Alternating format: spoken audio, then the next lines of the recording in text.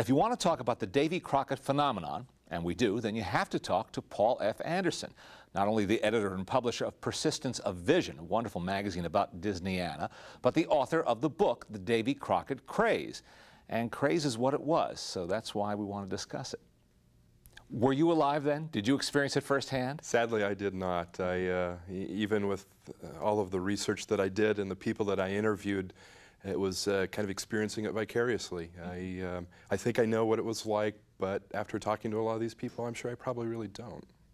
I won't brag and say I do, because it's not really appropriate to brag about being older. But you had your coonskin cap? I had my coonskin cap. I learned the ballad. I sang it when I was 4 years old. So yes, I was part of it then, and I think you've captured it very well. What did you learn about the real Davy Crockett in doing your research? Well, the real Davy Crockett wasn't quite what we see in the Disney Davy Crockett. He was kind of a rascal, to the point, a lot of stories about, for instance, when he had gone to a dinner at the president's, John Quincy Adams. He got into an argument with the waiter, accused the waiter of stealing his food. They passed the finger bowls around. He drank from the finger bowls. So he really was kind of a backwoodsman, and not quite the character that Disney portrays. He had a few foibles. Now, do you know how and why Walt got interested in this character, how it came to be that Walt Disney produced the Crockett series? Well, yeah, he was looking for financing for Disneyland. 1 Hour in Wonderland in 1950 was a tremendous success. It had been seen by 90% of the public. And there was a real push for him to go into TV, but not until he really needed financing for his dream, his park, did he approach TV. And at that point, he was interested in American history, and he always said he wanted to do American history. He went with the anthology format when he signed up with ABC, and of course that was based on the 4 lands at Disneyland, Adventureland, Fantasyland, Tomorrowland, and Frontierland. And they were looking for an American hero. And as Bill Walsh, the producer, said, by blind dumb luck, we pulled Davy Crockett out of the hat. He wasn't too excited about Davy Crockett at first. It took a lot of convincing. Bill Walsh tells a story about, they took a storyboard in and they said, well, then he fought the Indians, and then he had fights with Andrew Jackson, and then he went to Congress, and then he went out west and he fought more Indians, and then he had fights with the Texans, and then he went to the Alamo and he died a martyr. And Bill Walsh said, I dropped down dead. Walt looked at me and he said, well, was that all he did? Exploits of Davy Crockett in the Rocky Mountains. Well, I ain't never been west of the muddy old Mississippi. Let me see that. Sure. Somebody's got a mighty powerful imagination. It's told by his friend G.E. Russell. George E. Russell. I might have known. Why, there's a whole slew of them. Exploits of Davy Crockett on the Great Plains, Davy Crockett and the Monster of Reelfoot Lake. Haven't you ever seen any of them? Nope. And so it took a little bit of convincing, but eventually they got Walt through on Davy Crockett, and it's a good thing, too. One of the interesting parts about Disney's involvement in television is that he, as he did, I guess, from the very beginning of his career, he often spent more than he could possibly make in producing these shows. Boy, and in this case, he went well over that. His contract with ABC gave him $100,000 an episode. And so for 3 episodes, that was $300,000. And Walt spent well over $700,000 on those 3 versions, or those 3 episodes of Davy Crockett. And he put a lot of money into things that people at TV weren't doing back then. A lot of the cost came from shooting on location. He really wanted that feel of American history and shooting in history. And so they went back to North Carolina and Tennessee and they shot on location, which was unheard of for Disney or for any TV production. And he also shot in color. You know, when you think about it, that was black and white TV. So he really was a visionary in that respect, as far as realizing that color TV was coming, and that by shooting in color, it was an investment in the future. And not only was it an investment in the future and he able to run it in color, but he also combined the 3 segments into a movie and then released it theatrically too. So. But that was not part of the plan. No. After it had become such a grand success, then that immediately became part of the plan, and so it was a good thing they shot in color. Of course, a great part of the show's success, of any show's success, would be casting. Originally, Buddy Ebsen was planned to be Davy Crockett, and that came at a suggestion of Norman Foster, who had suggested him and recommended him. And he was the director on the series. Yes. And Walt's staff convinced him that he needed to go watch a film, sort of a campy B sci-fi film called Them. Walt was watching the film, and Fess Parker, of course, had a real minor role in there, 1 minute as a highway patrolman. And the minute that Fess Parker came on the screen, Walt stood up and pointed and said, "That's my Davy." And from there on out, Fess Parker was Davy Crockett. And at that time, the role of Georgie Russell had been cast with a gangly song and dance man named Carlton Carpenter. But he was subsequently dropped, and then Buddy Ebsen was given that role. So that's how the pair came together. Fate. Fate. Mm-hmm. Yeah, Buddy said that it was really difficult for him, but once he saw Fess on screen, he knew that Walt had made the right decision. Mm-hmm. And of course, that song. How many times in Walt's career did a song make a difference? And it certainly made a difference here, didn't it? Well, yeah, that's the example. When I teach a class on Walt Disney and American culture, and I have a lot of 19, 20, 21-year-olds, and they wouldn't believe it. I would tell them how many cover versions were recorded, that it was on top of the hit parade for 6 months, #1 for 3 months. I mean, it was played all the time. Every kid was singing at the top of his lungs over and over and over. And people today, I don't think, really grasp, how that song was and how much a part of our fabric of our very everyday life it became. Things have accelerated so much in our society. Fads and phenomena can come and go so quickly now. I mean, they can burn very brightly, but then burn out. Davy Crockett really lasted a while, didn't it? It lasted a while, and you talk about the brightness. I mean, it was the supernova of fads. I mean, nothing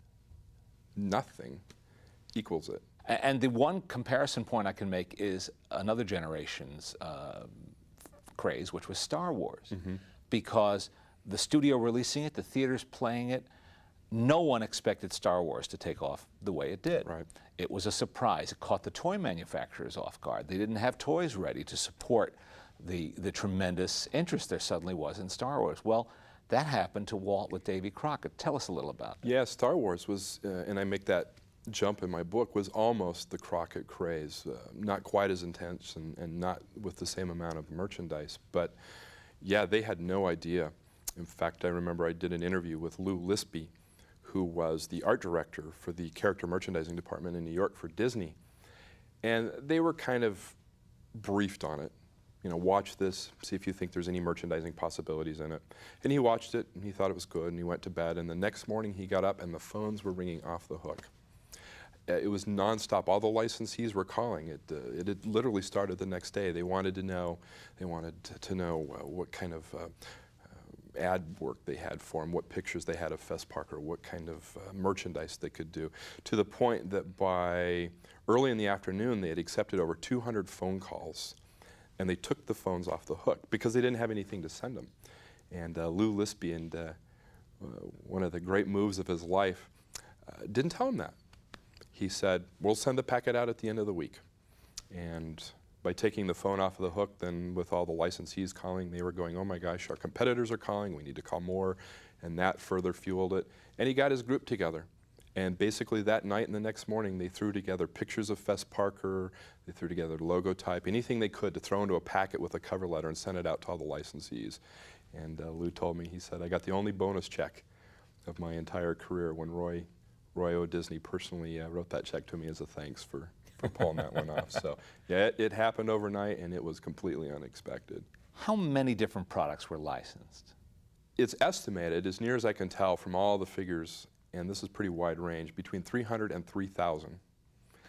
And I think the reason it is such a wide range is very telling of what was going on at that time, that it took everybody by storm.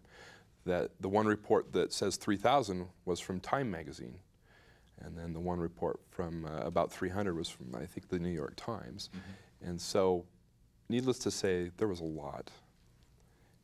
I think it's probably better described maybe in financial terms, and that is that in the first 7-8 months of the craze, it was estimated that over $300 million of Crockett merchandise had been sold. Now, if you translate that into 2001 dollars, which I did, that's about $2.1 billion. for a TV show. 2.1 billion, and that's just the merchandise. I found a quote from a fellow who was in charge of retailing, like a national retail organization, and he said that they would literally stock the shelves in the morning and they would be wiped out at night. Everything would be gone.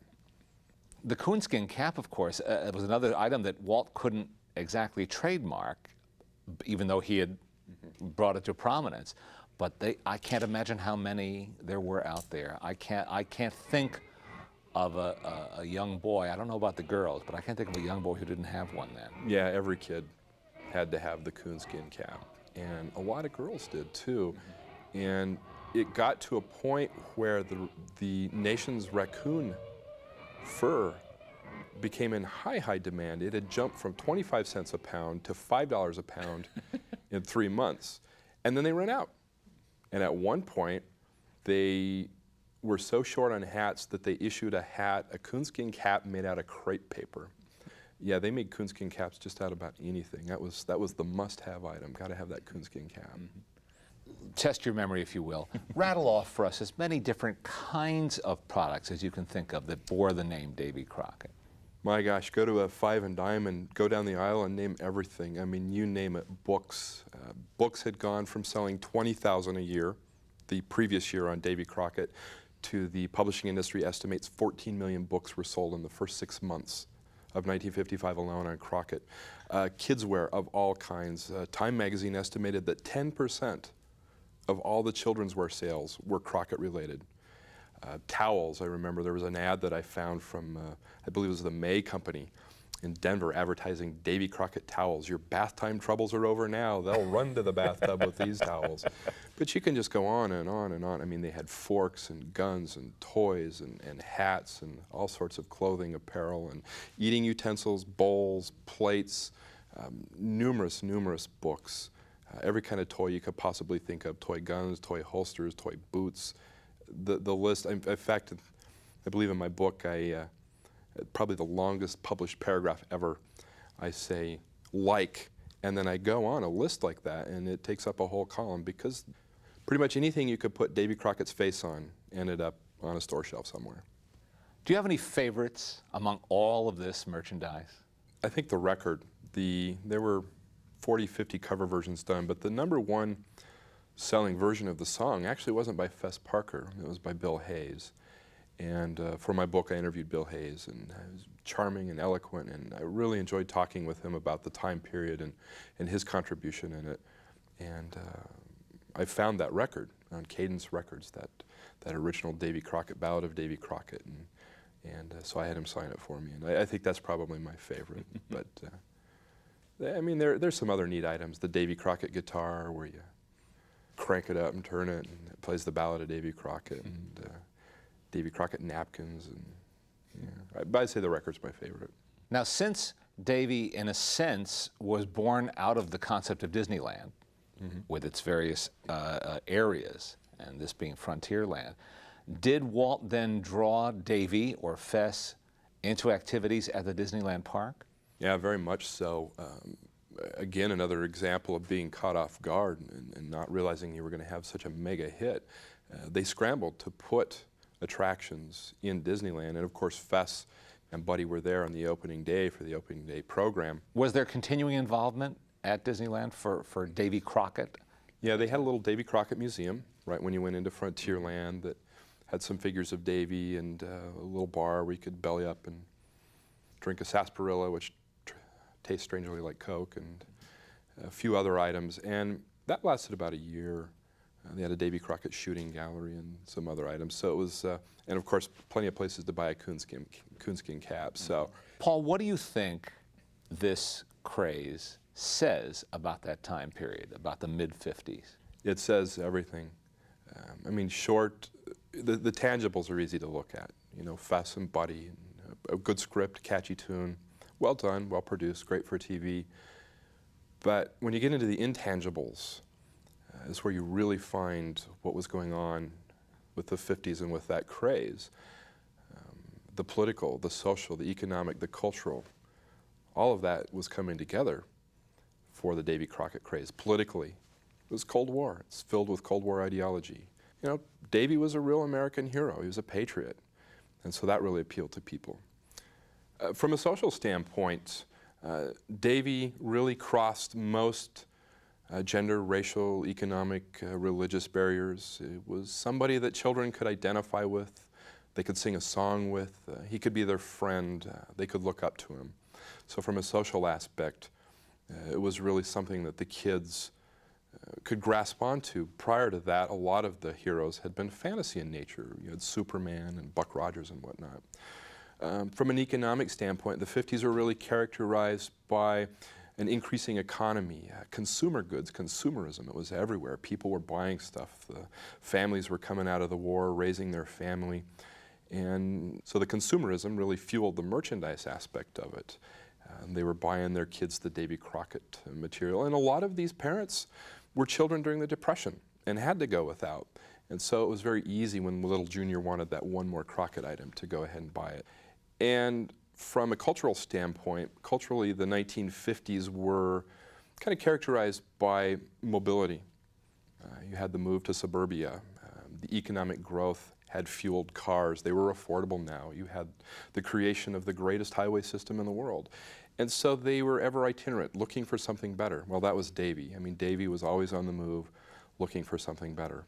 And most important of all, from a cultural standpoint, from the 50s, you have television.